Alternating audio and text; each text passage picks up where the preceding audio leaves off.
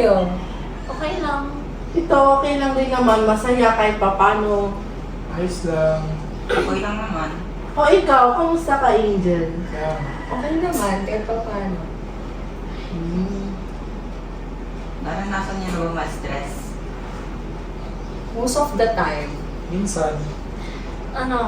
Ako kasi meron akong mental health condition kaya lagi ko siyang nararanasan even though small things. Kaya mahirap for me nasabihin na okay, hindi, oo, or basta hindi ko lang ma-explain kung paano siya. Ikaw, Mark, kamusta ka naman? Okay lang naman. Siguro na-stress ako pagdating sa mga taong nakapaligid sa akin dahil nga sa trauma na nangyari sa akin noong grade 9. Pero kahit pa paano okay na rin naman ako ngayon. Ganun. Nakamove on na ba? Pero andun pa rin naman yung lungkot at saka yung trauma na nabigay niya sa akin. Eh kayo? Ako, na-stress lang naman ako kapag masyadong madaming gawain. Like mga schoolworks. So parang ang pinofocus ng stress mo is mga schoolworks or sa school talaga.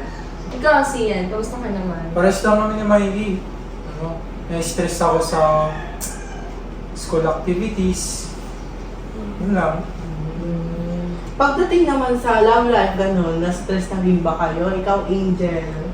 Ako, oo. May mga times na yung relationship talaga is parang hinahatak niya yung buong energy ko, parang gano'n. And minsan, kasi pag may mga away kayo ng partner mo, parang isa din yun sa stress. Kasi yun yan, nasa-stress ka na sa school, sa ibang bagay, sa mga sa sarili mo lalo, tapos nakikisabay pa yung relationship. Yan. Ikaw, Jana? Tinanong yung walang bebe. Pero for me yung relationship ko kasi wala akong partner ngayon.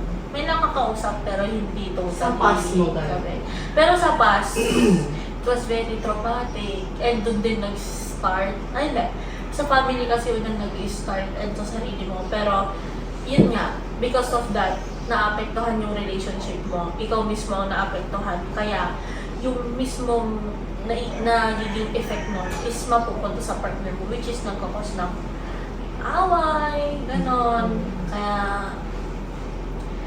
very siya. Kumbaga, hindi siya confidential. Pero, mahirap kasing sabihin. Ganon. Okay. Uy, pero wait lang. Bago tayo dumating sa dramahan area natin, siyempre dapat dun muna tayo sa masaya. Yes. Dapat yung yung energy, yung happy, gano'n, i-feel muna natin bago yung mga drama-drama. Nung hindi nyo pa naranasan yung stress, ano yung mga madalas na ginagawa nyo? Yung parang, Before tayo magkakakilala, yung bago tayo, kung sino ka ba bilang ikaw nung wala pa tayo, itong na to. Like, kumbaga, hindi pa natin nakilala, sino ba tayo? Like, yung, hindi siya kung sino tayo as a little Mark, little Angel, little Jana, little Sian, and little Mikey. Parang, let's reflect muna kung ano ba talaga yung nangyari before nahuhugot yung stress natin na, which is, kung sino tayo ngayon na very, sa mental health. Di ba yung generation natin, di ba ngayon? Before kasi, happy-happy, ganun-ganun lang. Pero ngayon, ngayon kasi, puro mental health issues ang natin. Mga bata pa lang, di ba? Marami na naranasan, gano'n. Pero tayo, before kasi tayo ng gano'n, dumaan pa tayo sa masasayang alaala, mga ganun, mga bagay na naglalaro tayo, wala tayong iniisip, walang phone, gano'n. Ako siguro, kasi before, talagang hindi ko iniisip yung mga negative or parang mga malulungkot na nangyayari. Kasi mas nagpo-focus ako sa mga bagay na kung saan ako masaya. But, parang siguro nung dumating na sa point na parang nagmamature na gano'n, tapos lalo na ako kasi na relationship ako ngayon, may mga bagay talaga na parang yung situation is dapat hindi siya laging pwedeng happy-happy lang, hindi siya pwedeng dapat laging parang laging celebration lang mga ganun. Hindi. Kasi yun din, isa din kasi ang relationship mo sa tao na parang pag may boyfriend ka, isa din yun sa rason ng parang magiging reason para magkaroon ka ng problema. I mean, I'm not saying naman na na parang pag nagka-partner ka, ibig sabihin problema na siya or what. Hindi. Ang sinasabi ko is parang hindi na ako kasing saya nung parang noon na Angel sa ngayon. Kasi ngayon parang ang mga pinagdadaanan ko mostly puro kalungkutan, puro mga depression, mga ganun. Yung parang ikaw ang akala mo ikaw na lang mag-isa, yung wala kang ibang matakbuhan, mas pinipili mong like solohin na lang lahat. Unlike before na parang lahat may matatakbuhan ka, puro lang kasiyahan, alis kayo, kung saan ka pumunta, basta alam mo sa sarili mong masaya ka. Unlike now na parang mas nangingibabaw na yung kalungkutan, yung mga stress, yun yung mga ibang bagay. Ikaw, Mar.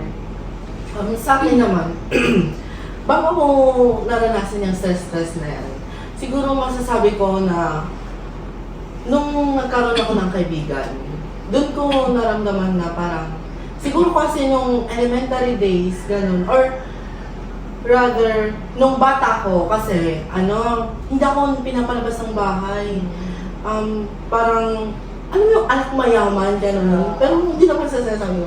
Parang anak mayaman, gano'n na lalabas ka, kailangan mo pang tumakas, gano'n. To the point na hanggang silip ka na lang, yung mga bata naiinggit ka, gano'n. Kaya nung naging parang elementary, doon ko na-boost yung kasiyahan ko na, ganito pala, pag may kalaro ka, gano'n. Kasi hindi ko rin naranasan sa mga pinsan ko yan. Kung tatanungin nyo, yung mga pinsan ko, simula nung dumating yung gadget na yan, doon sila nakatutok, wala akong kausap, nood sila ng TV. Ako na walang kamuwang-muwang, gano'n. Nanonood lang, and di na rin ako kumukulit, gano'n, kasi nga parang nakakahiya. Tapos yung mga parang rich kid, gano'n sila, yung mga SM, gano'n. Ako, wala, doon lang, bahay lang. Pero minsan masaya din, nanonood naman din ng mga DVD. Thank God, kasi naranasan pa rin yung mga At least, diba? Tapos noon, pagdating ng elementary, doon ko na-realize lahat. Hanggang sa nung nag-high school naman na, doon nakanap ako ng friends ko, which is sila... Pag-duty ka nag-a-adjust. Oo, sila gano'n, nasa ibang bansa na gano'n, kasi iba. And then, suddenly, after noon, pinasaya lang nila ako, then doon na nag-start yung Pero, okay naman ako ngayon, gano'n. Naka-move on na, at naging okay na rin ako. Pero ngayon, may mga friends ka ba na parang nakukuha mo yung saya nung parang mga old friends mo na pumunta na sa ibang bansa, sa ibang... Oo, kayo nila. Angge, gano'n, Jana, Chalice, ayun. Tapos yung mga ibang nakasurround sa Oo, sila Sean, gano'n. Yung mga parang, yung mga sumalo sa akin after nung Yes. last friendship ko. Yung Lucky 7, pero wala rin naman sila. Pero okay naman yun kasi dahan talaga tayo sa part na parang kailangan na nating humiwalay din ng sariling landas para humanap ng sariling kasiyahan kasi hindi nga natin nahanap din talaga. Yes. At may iba-iba rin naman tayong decision, sila makikisama. Ikaw si Yan, sa tingin mo yung mga Basta kwento mo lang kung sino ka ba nung bata hanggang sa umaangat, nagiging teenager ka na hanggang sa ngayon. Ano ba yung pinagkakaiba nun? Oo, Yes. as, di ba, kasi ikaw, As sa in- kalye nyo, di ba, masaya doon sa Masaya. inyo. Masaya, gano'n. Siguro marami ka namang makikwento about your childhood, gano'n. Or parang katulad din ba kita na hindi lumalabas, gano'n. Pwede mo nga sabihin, huwag ka lang. Nung bata ako, wala lang ako kaling labas lang ako, ganun. Umaga sa labas, hanggang gabi nakikipaglaro. Tapos, nung bata ako, mas gustuin ko pa yun kaysa sa ngayon. Kasi, iba na yung panahon ngayon. Stress ka na. Tapos, hindi mo na lang gagawin mo kung Ikaw naman, Mia. Kamusta naman ang iyong childhood life, gano'n? Ako, nung bata lang ako, puro lang ako labas. Yung kami naglalaro ng mga pinsan ko, doon ako masaya. Hanggang ikaw, yung mga pinsan mo, more on phones, like gano'n. Tapos Siya may bonding with Yes. pinsan, gano'n. Oh, tapos nung mga high school na, nung kami nagkawatak-watak dahil sa mga Schools? schools na rin. And nung nagkaroon na ako ng kaibigan ng grade 9 kasi mayayain talaga ako ng grade 2. Hindi talaga ako nakikipag-socialize. Tapos naranasan ko ng ma-stress like grade 9 and pataas dahil masyado nang madaming ginagawa. Yun lang. Parang, kumbaga, yung nung grade 9 ka mismo, like, naging socialize, that's why doon mo na-adapt yung pagiging, Nako, may stress. doon mo nakuha yung stress mo, ganun. Pero yung stress na yun, like, ano ba siya, sa school or sa mga friends mo, gano'n? Okay lang naman ako sa mga kaibigan ko, sa sa School lang work. talaga. Yung mga friends mo nung from grade 9 hanggang ngayon na kaibigan mo pa rin ba? Or may mga umalis, may mga... Kaibigan ko pa rin. At least, Pero hindi na siya ganun ka... Pero may communication ka pa rin sa kanila. sa kanilang lahat na na-build mo. Ay, iba. Kasi may mga friendship kasi na parang, kunwari, grade 9 ako ngayon, tapos may mga, yung mga na-build kong kaibigan ngayong grade 9, parang nawala na kami nung grade 10. Kasi kumbaga, mas pinocus nila yung mga sarili nilang kasiyahan. Hanggang sa nakalimutan na nila yung COF or yung circle of friends nila na parang naging makasarili sila doon na part. Na parang, bakit may kailangan pang iwan para lang piliin mo yung sarili mong kasiyahan. Parang gano'n. Diba? Parang gano'n din yung nangyari sa'yo. Yeah. Diba? Yan talaga. Feeling ko, lahat naman tayo mararanasan yung gano'n. Sabi nga nila, pag high school ka na or pag dumating ka na sa high school life mo, doon mo mararanasan yung kasiyahan, kalungkutan, lahat-lahat ka. Kaya sinabi nila parang isa ang high school sa memorable, isang pinaka-memorable sa buhay mo. Totoo. Oo. Kasi dyan ipaparealize sa'yo lahat. Pero isa rin sa pinakamasakit yun. For me kasi marami din nangyari. Like, kumbaga, nagkaroon ka ng kaibigan. Like, kaya ko na meron akong circle of friends. Di ba sa atin, ako lang naman ang nahihiwalay palagi. Meron din akong circle of friends sa iba kong sa section ko before. Which is, kayo pa rin naman yung, nabuo pa rin yun. Pero, meron kasi yung part na maglulong ka dun sa mga tao na yun eh. Parang kumbaga, mamimiss mo yung presence nila na yun yung panghabang buhay na magiging kulto mo. Na kung hindi dahil dito, hindi kami magkakawatak-watak. Pero naniniwala din ako kasi ang buhay is hindi permanent. People come and go talaga na kung may aalis, may dadating. Pero kung nasa ano pa rin naman yan, nasa sarili mo kung paano mo siya i-handle, pinakauna pa rin talaga ang self. Kasi doon naman nagsisimula ang Yun lahat. naman. Kung paano mo din i-interpret or kung paano mo Yes. i-adapt sa sarili mo kung paano yung pakikitungo nila, gano'n. Nasa na rin yun kung paano mo siya intindihin ba, gano'n. Kasi kung masyado kong maarte or something na, basta yun, di mo makakamit yung gusto mo or siguro mataas yung expectations mo sa taong yun. Kaya nalulungkot ka or nadidisappoint ka. Pero minsan kasi, pagdating sa friendship tapos yan yung parang pinagsisimulan ng stress mo, ng depression mo, ng anxiety mo, or palagi mong iniisip. Dapat ikaw, as a person, like kunwari ako, ang pinaka-happiness ko talaga is yung boyfriend ko. Tapos hanggang sa nakakalimutan ko na yung mga kaibigan ko. Siyempre parang, kunwari ako yung parang clown or mas nagpapasaya sa mga kaibigan kong yon. Tapos parang bigla ko na lang silang iiwan ng ganun-ganun lang. Just para lang sa sarili kong kasiyahan. Na parang, ba't kailangan pang pumili sa dalawa? Parang ganun kasi ang nangyayari ngayon eh. Dapat ba mas piliin mo yung boyfriend mo kasi parang panghabang boy na yun or what sa mga friends mo kasi may pwedeng mawala, may pwedeng Hindi kasi pwedeng ganun yung parang maging cycle eh. Kailangan dapat balance. Kasi kung kunwari, ako masaya ako sa boyfriend ko.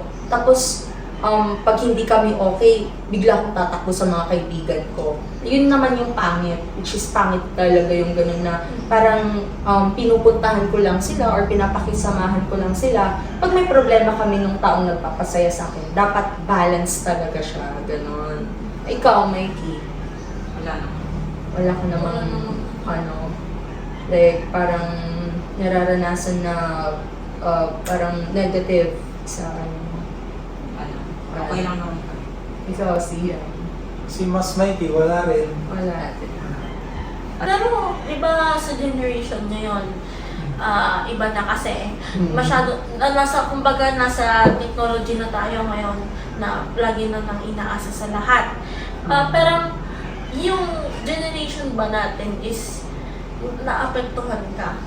Like, kumbaga kasi ang generation natin ngayon, full of technologies, mental health, yun naman ang pinaka kumbaga main point ng generation natin eh. Kasi itatanong nila kung anong generation yung ma-technology and sa mental health is tayo, generation Z talaga.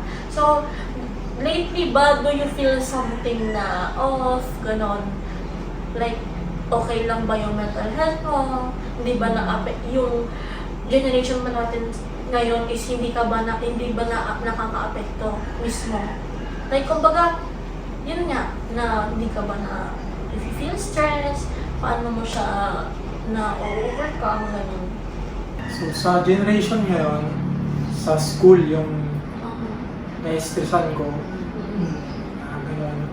Maraming mga kabataan na di nakakapagtapos dahil sa may na yung mental health nila, puro na lang sila sa labas naglalaro. Parang kumbaga wala silang self-confidence to Tama. face sa ibang tao na makipag-socialize, ganun.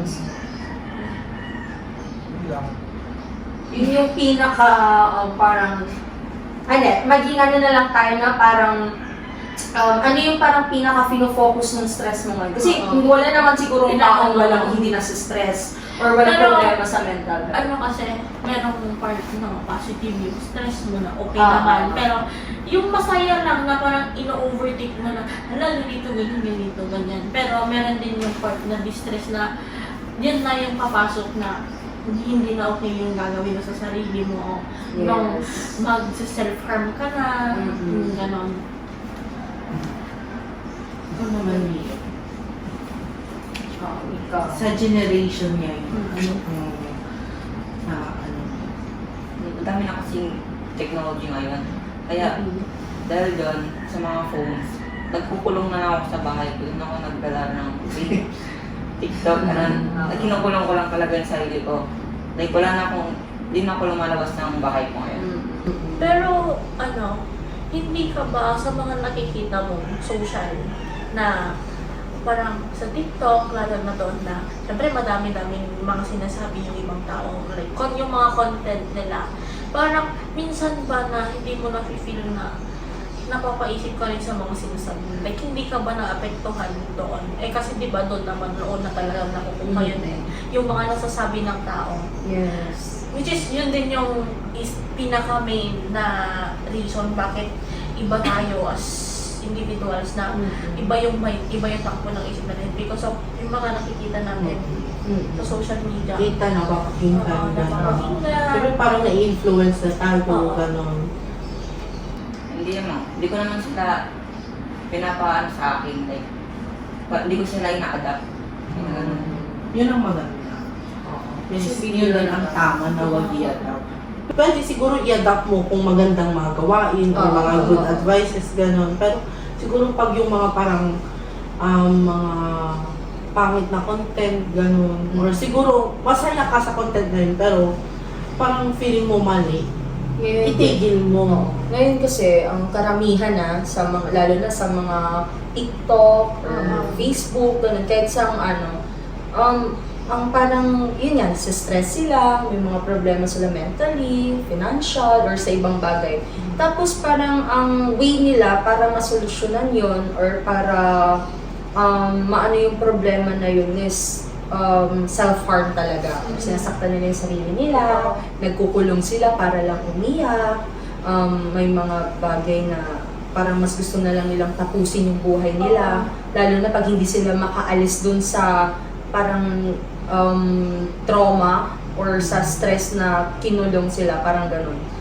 Marami din naman na di ba? May mga namatay naman na din or mas piniling tapusin na lang yung buhay nila dahil sa yun nga, sa nasasabi ng tao, sa pinaparamdam sa'yo, ganun. Since napasok na natin yung about sa generation yun, about gadgets, yan, kadalasan naman, lahat sa gadget. Isa pa doon ay yung about sa stress na self-harm. Oo, to the point na ginagawa na nila yun. Tapos, ang masama doon, or hindi naman masama siguro na ipakita yung struggles nila, gano'n. Ang kasi doon, syempre, kailangan pa nilang mag-video. Yes. And tas in the end, pinili pa rin naman nilang gawin yun. Anong purpose ng paggawa nila nun? Buti sana kung ang nun is para mapag-aralan or maraming matututo sa video na yun. Which ang ginagawa nila, parang ang sinasabi nila sa mga nanonood na parang pag na-stress ka, ganito gawin mo. Ito yung gawin mong coping mechanism. Lalo na pag may mga batang nakakakita. Which is hindi maganda para sa mga bata na gano'n yung nakikita, gano'n. Kaya minsan ang social media din ay parang hindi rin ligtas, kaya nga sabi nila parang mas maganda. Kaya maganda rin yung mga nilalagay nilang restrictions sa age. Pero ang mahirap lang kasi, siyempre marami ng mga bata gano'n na nagamit. Siyempre may utak na rin sila. Yes. Ginagamit na rin nila yung utak nila para solusyonan yung mga way ng restrictions or guidelines o ano pa man. Kaya yun din. Siguro sa atin, if ever man na, siguro naranasan na rin naman natin yung stress, gano'n. Which is maganda rin siguro na huwag natin gawin yung mga ganong bagay. Or naranasan nyo na ba yun? Ako, oo. Pero kasi yung hindi ko siya like binubrod or hindi ko siya kailangan na ipagmayabang na stress ako, may nararamdaman ako, depressed ako, trauma ako. Kailangan saktan ko yung sarili ko tapos ipopost ko online. Para lang ipapansin, para lang nila na hindi. May mga, parang may negative and positive kasi yung pag sinabi mong pinost Kasi minsan yung iba, sinasaktan nila yung sarili nila, pinupost nila through online. Kasi siguro walang ibang taong parang nakakaintindi sa kanila. Kumbaga, need nila ng help. Yes. Nagsisik sila ng help sa other people. Kasi kumbaga, dapat kasi pag mga ganyan, sa family mo mismo or sa mga taong nakapaligid sa'yo. Tapos hindi mo pa makukuha yung parang kailangan mong advice para stop mo yung mali mong ginagawa. Kaya siguro pinopost nila. Pero yun nga, yung katulad ng sinabi mo kanina, ang negative naman kasi doon pag nakikita na ng iba. Lalo na yung mga bata. Kasi ngayon, hindi na natin maiiwasan na halos lahat ng bata may phone na di ba? Unting bagay po. Yes, oo. Lalo na yung mga ganyan na parang pananakit, gagawin din nila sa sarili nila kahit na hindi pa naman talaga nila alam yung pinaka-ibig sabihin ng stress, depression, or what, gano'n. Parang ginagawa na nilang pang cloud chase, which is pangit. Ikaw, Mikey, na-try mo na din ba yun na dahil lang sa stress mo or sa depression mo sa isang bagay? Sarili mo. Yes. Tapos in-upload mo. Or umiiyak ka, gano'n. O umiiyak, tapos naka-video, tapos pinapanood mo. Even though kahit walang video, like, nagagawa mo bang saktan sarili mo physically? Like, yun yung way mo to parang ano ba tawag doon? Yung, kumbaga sa atin, yung masatisfy yung sarili mo na ginagawa ko to kasi ganito ako. Pero after mong gawin is may pagsisisi. Ganon. Wala na. Kasi alam ko naman na mali yun at masasaktan din lang ako lalo. Kaya ang ginagawa ko na pagdala ka na ako na ganun. Ano mga kadalasang nilalaro mo since napasok na tayo sa gadget world, gano'n? Or isa ba yung paglalaro mo sa coping mechanism? Yes. Oo. Yung mga Mobile Legends naman.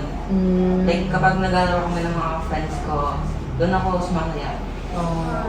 So yun na yung coping mechanism mo pag na-stress ka, Paglaro naglalaro lang, ka lang, wala doon mo lang. lang ginugugol Tas- yung oras mo, gano'n. Tapos pag nag-spend time ako sa mga friends ko, doon ako nawawalan ng worries.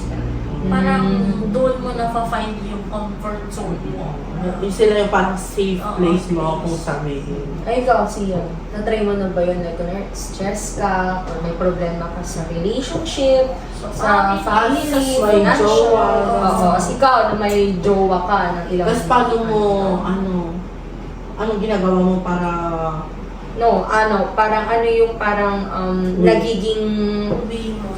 Hindi, nagiging parang negative impact. Oo. Nagiging negative impact ng mga yun sa'yo. Tapos kung ano ba, like sinasaktan mo ba yung sarili mo, or umiiyak ka lang, lumalabas ka lang para lang magsaya, para lang hindi mo isipin yan. Ano. Normally sa akin, yun, pag nasasaktan ako, kinikip ko na lang. Tapos parang hinahayaan ko na lang, lilipas din yan, gano'n.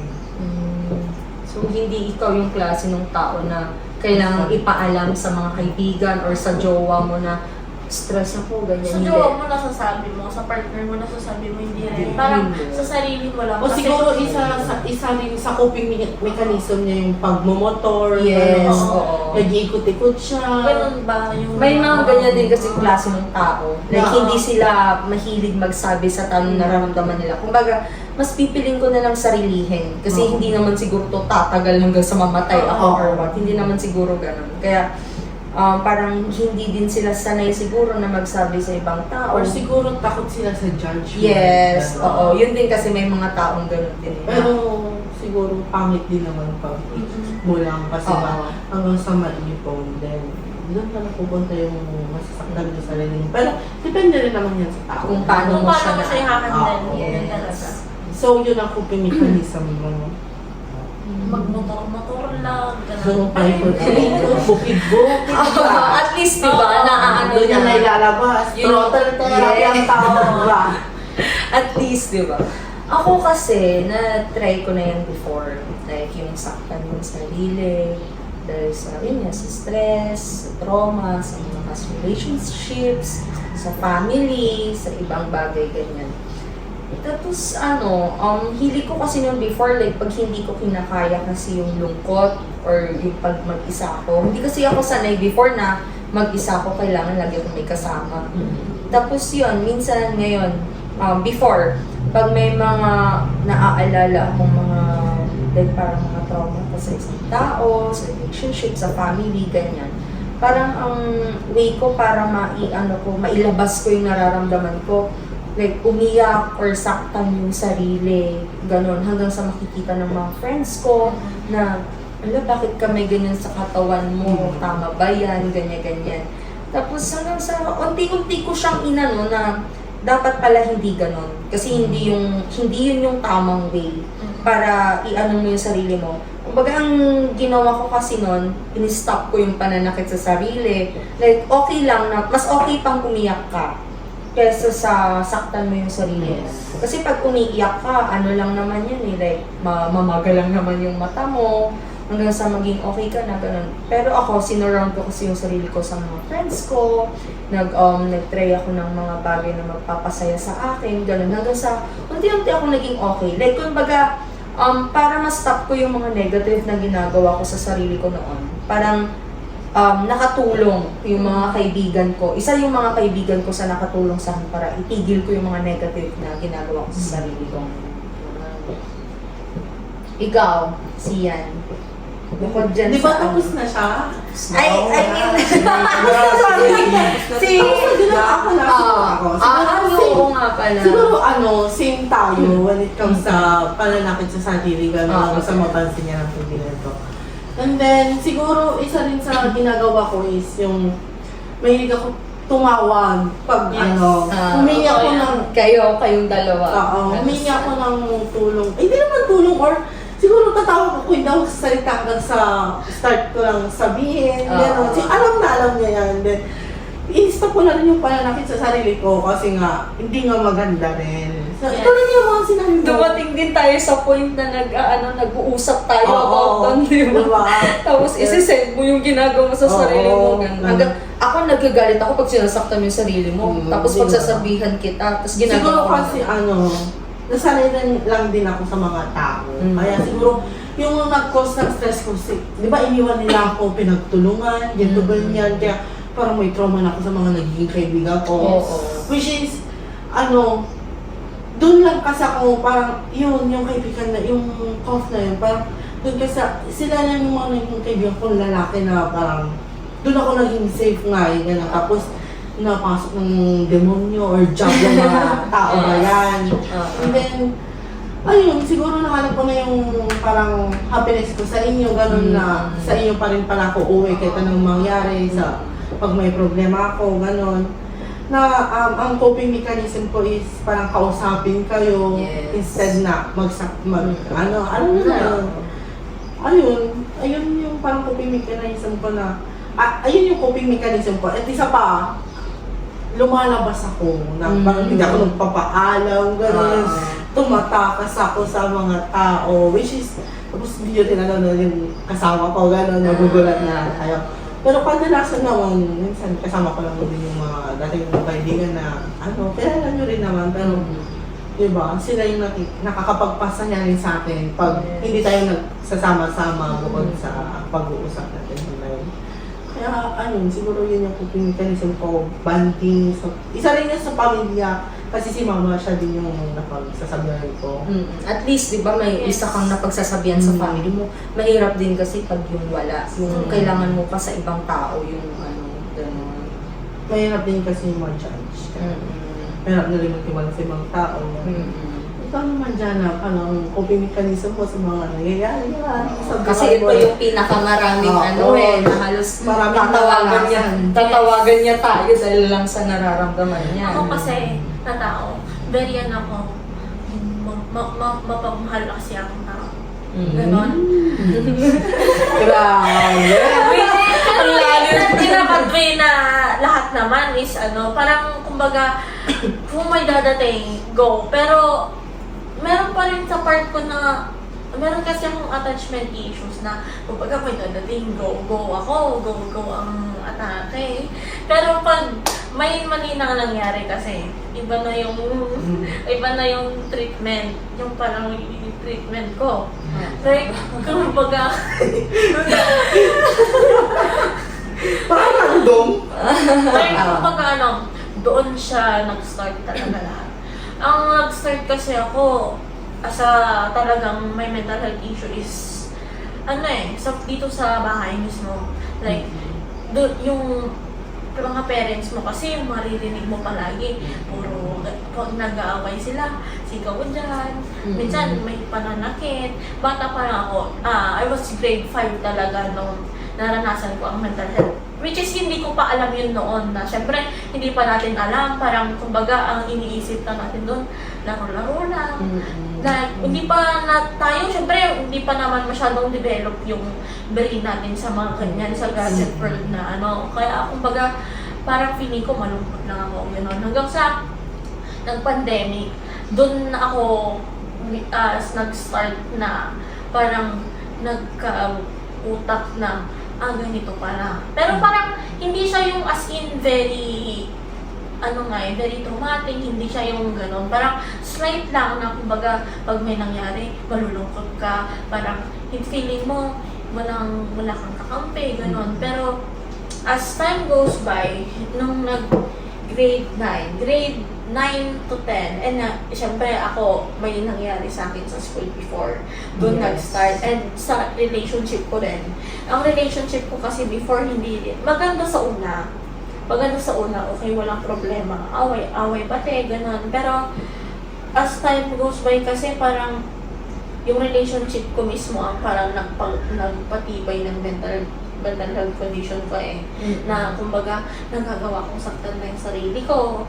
Yon, yung may nangyari sa amin before, yung issue ko na yun nga, doon na ako nag-start na very yung as in nagagawa kong humawak na ng kayo sa harap ng mama ko, ganon na like alam nila Mark yun kasi si Angel before hindi kasi siya yung paratawag na na ganito ganyan. Ako kasi mahilig ako sa tawag, which is yun yung nagiging ko parang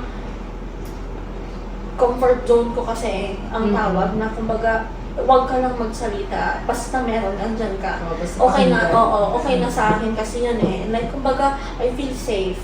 Parang, kahit wala kang basta may may nakikita lang ako, gano'n. Okay na ako Which is si Mark din ang nagiging, ko talaga, ang nagiging, kumbaga, human diary ko kasi talaga si Mark. Since Ellen, kahit magkaaway kami yan before, sige lang. Pero hindi ko rin kasi mag-expect na ito din. Na, nung grade 5 talaga kami, itong dalawang to kasi naging kaklase ko. Ang ingay-ingay ko talaga na yung sobrang go-go ako dyan. Pero, kasi ako ngayon, parang kumbaga may realization na mahirap. Na kung meron to the point na sinabi na ng tita ko na magpa-psychiatrist na talaga ako. Like, kasi araw-araw nakagawa kong humawak ng mga matipulis na bagay, ng paggabi, kahit may pasok kinabukasan. Yung alam mo yung i-release mo. I-release mo na iba yung takbo ng isip mo, nanginginig ka. Pag masasaktan ka, hindi lang sa mga words like kumbaga, pag hindi ka papansinin ng kaibigan mo, kahit wala namang rason, bigla kang mag-isip ng kung ano-ano na mahirap talaga siya i-handle. Kaya, ang magiging coping mechanism ko talaga is call at saka labas. Kaya pag lumalabas ako ganun, or nakikita niyo ako masaya, doon lang talaga yon. Parang kumbaga, I don't feel na safe ako dito sa bahay. Pero, mas feel ko na mas safe at mas mas okay ako, mas masaya ako when it comes to my friends. Parang, ayoko din minsan na dito like, kumbaga, ang hirap, gano'n. Totoo yun. Mahirap kasi sa bahay. Mahirap sa bahay. Hindi lang dahil sa dami pinapagawa, pero mentally talagang nadi-drain ka Yes, at least, pero di ba yung paglabas-labas mo, yung pag-hangout mo sa friends mo, nakakatulong din yan para maging okay ka. Hindi siya yung nakakadagdag palalo sa iisipin mo. At least kahit papano, nalalabas mo yung saya mo pag nandun ka sa mga place or sa mga taong yun. Di ba? Pero di ba, nabati na rin naman tayo sa naging coping mechanism. Like, kumbaga, ano yung magiging as individuals anong magiging advice nyo sa hindi lang sa ating 5, kundi sa ibang tao rin na nakakaranas, ganon. Like, ano yung magiging way to avoid sa ganyan, which is ang stress kasi talaga at saka yung mental health condition is hindi siya biro. Like, hindi lang siya mental health condition na mararamdaman mo Iba ang magiging niya. Iba hindi lang as ganito Parang masisira ka talaga fully. Inner and outer talaga yon. Kaya like, ano yung magiging advice or masasabi nyo na sa ibang tao, tsaka sa ating 5 na nararanasan din yung mga ganong bagay. Paano siya ma-handle, paano siya ma-manage, gano'n. Ikaw, Mikey. Dapat sinisingit nila mga masasayang bagay, mga paglalaro, pag-hang out with friends, yung mga ganon. Okay. Tama rin. Sa akin, isipin muna nila kung anong mangyayari sa kanila, ganun. Tapos sa kanila gawin, yun lang. Ikaw, Piper. Siguro sa akin kasi, marami na akong naranasan na coping mechanism. Siguro, i-advise ko sa kanila na wag nilang i-try yung mga bagay na try ko na, gano'n. Wag sila ma-curious, gano'n, piliin nilang sumaya. At saka siguro ugaling nilang pag may nararamdaman sila, parang Try nila. maghanap sila ng kausap. Yes. Yung Try nilang- bibigyan ka ng positive energy. Oo, Try nilang maging tapos open. wag piliin nila yung taong pagsasabihan Sabihan nila, totoo. na walang judgment, gano'n. Tapos, siguro, isa pa na i-advise ko sa kanila is matuto silang kausapin yung magulang nila. Totoo. Mm. Pinakauna Kasi- yan. Kasi silang pinakaunang kakampi mo sa lahat ng Oo, bagay. sila ang makakaintindi Oo. sa'yo. Yes. Kahit anong mangyari, magulang, pamilya mo ang makakaintindi sa'yo. Kahit sabihin na nila, nag-away ka ng mama mo, hindi kayo okay ng papa mo. May madaming nasasabi Oo. sa'yo, kinocompare ka sa iba. Pero kahit At the end papano, of the day, andyan pa rin oo. sila. Oo. Kahit anong mangyari, mama mo, papa mo, Yes. ate mo, kuya mo, kapatid mo, lolo mo, lola mo, Oo. sila pa rin. Sila pa rin ang pinaka-number malalapitan. one. Totoo yun. Ano lang naman sa'yo, Angel? Siguro sa akin yung parang iwasan mo yung mga bagay or mga tao na nagkukos ng stress mo or pananakit mo sa sarili mo. Kasi hindi mo na siya like kumbaga, kung talagang okay naman yung taong yan or yung ginagawa mong yan, hindi mo naman kailangang saktan yung sarili mo eh. Totoo. Kasi kung talagang kung ano naman yung taong yun or yung ginagawa mo, talagang masaya ka eh, ganon.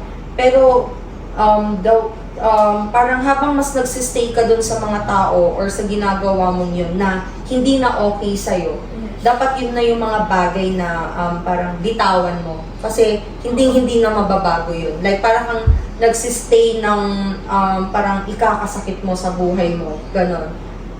Yun, yung pinaka-inaano ko. Tsaka siguro din, pag kunwari hindi mo na kinakaya yung mga bagay, subukan mo na lang din talagang magdasal. Kasi Yes. isa din yun sa mga talagang Totoo yan. makakatulong sa'yo kung hindi mo matakbuhan yung family mo, yung friends mo, or yung ibang tao, or kung tingin mo sa kanilang lahat para silang kalaban mo. Oo. Si God, yung palaging Yun yung nandyan lang number one. sa'yo. Isa rin siya Oo. sa iintindi. Oo. Yes, like walang judgment sa lahat ng yun. Ikaw din. Ako, parang sa'yo rin talaga unang magsisimula eh. You have to, kailangan mo lang talaga ng self-control. Yes. Hindi sa lahat ng bagay is sasaktan mo yung sarili mo, hindi sa lahat ng bagay drama ka eh.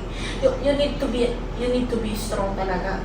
Like, lalo na sa ngayon panahon na madaming namamatay dahil lang sa ganyan. Kailangan mo maging strong, surround yourself sa mga taong makakaintindi sa'yo, hindi magbibigay ng kung ano-anong salita na kailangan kang intindihin. Kaya, and isa talaga din sa akin, yung gaya ng sabi ni Angel, is lagi magdasal. Kailangan, natuto rin ako kay tita ko na everyday, meron kang kumbaga, babasahin na Bible verse, na yun yung paghuhugutan mo ng lakas mo. Yun din yung kaya din ako nag-altar server. Kasi meron time na talagang hindi ko na kaya. And sininong ko din na kamamatay lang, sabi niya. And saksi din kasi siya doon sa mga nangyari sa akin. Try ko daw maging altar, mga gano'n. And Ikaw yung magiging altar? mag-try ko daw magiging altar server. Yung term lang naman. Yung ko yung altar server na totoo nga, na number one pa rin is ikaw tsaka si God. Na kailangan sa lahat ng bagay nakasenter siya eh. Kasi kung hindi mo siya sinesenter, parang kumbaga, yung buhay mo is parang mapapariwara. Oo. Kahit sa atin kasi may mga ibang bagay na mag-inom, mag-vape, magsiga-sigarilyo. Yun ang nagiging nila eh. Though, mali yun, pero hindi din naman kasi natin sila mapipigilan kung yun yung as long as hindi sila gumagawa ng mali. Yun din naman yun. Pero kasi, kailangan din talaga ng self-temptation at saka self-control. Kung baga, gumagawa tayo ng bisyo, di ba? Kailangan mong may limit ka. Na, yun din naman ang nagiging sword minsan ang para parang umano yung health mo, di ba? Madami ding times na yun nga, puro bisyo ang nagiging cause of death ng ibang tao. Kaya you need to have self-control sa sarili mo. And always pray to God, promise. Yes. Isa talaga yan sa pinaka makakatulong sa'yo. Bye!